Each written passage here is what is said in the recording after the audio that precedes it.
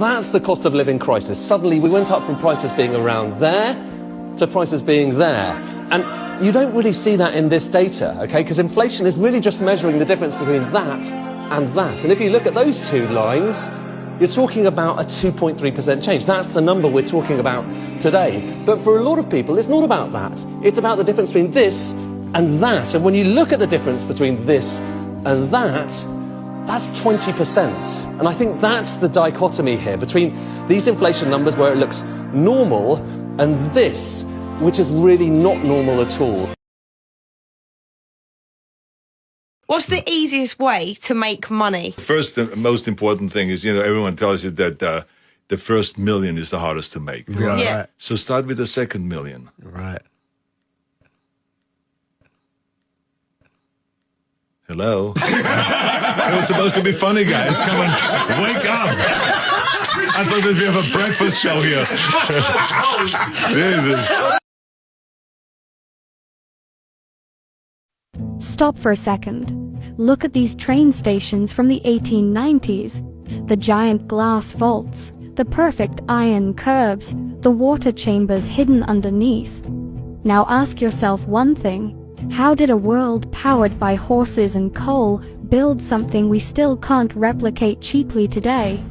Because the more you zoom in, the stone, the scale, the engineering, the less this looks like steam age progress, and the more it looks like a technology we inherited without understanding. If that feels impossible, good.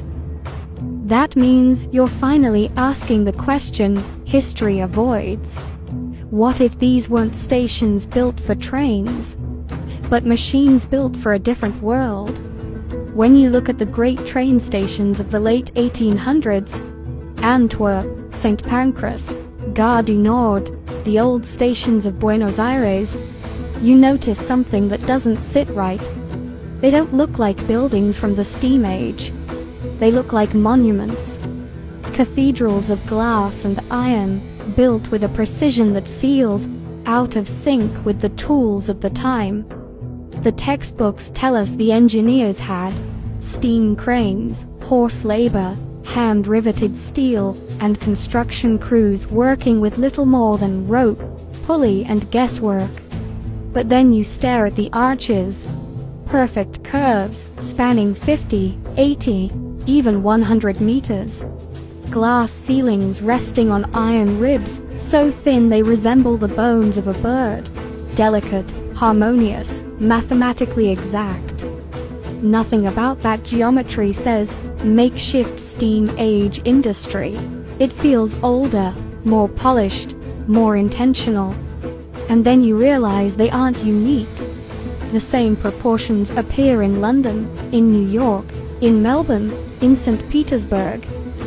Different countries, different architects, different supposed industrial revolutions.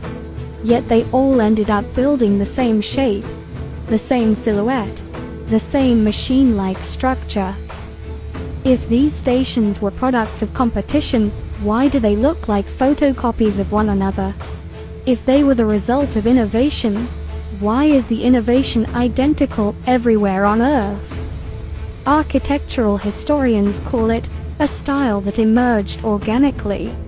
But styles don't emerge perfectly replicated across continents that barely communicated. Technology does, standardized blueprints do, systems do. And a part of you starts whispering, these weren't different architects, these were different caretakers inheriting the same design. Because the architecture doesn't look like it began in 1890. It looks like it was already there, waiting for someone to open the doors. Here's something nobody explains. Why do train stations built thousands of miles apart share the same skeleton? Look at the VOMs. The iron ribs curve with the same ratio. Look at the glass panels. Their spacing follows identical modular grids. Look at the stone facades, column spacing, arch height, ornament density, all eerily consistent. It's as if the world was following a single invisible instruction manual. architects at the time claimed they were simply inspired by each other. A nice, comfortable story. But when you examine the timelines, the story cracks. Stations on different continents were built simultaneously, before blueprints could be mailed reliably, before international engineering standards existed, before telegraph networks matured enough to transmit technical designs accurately.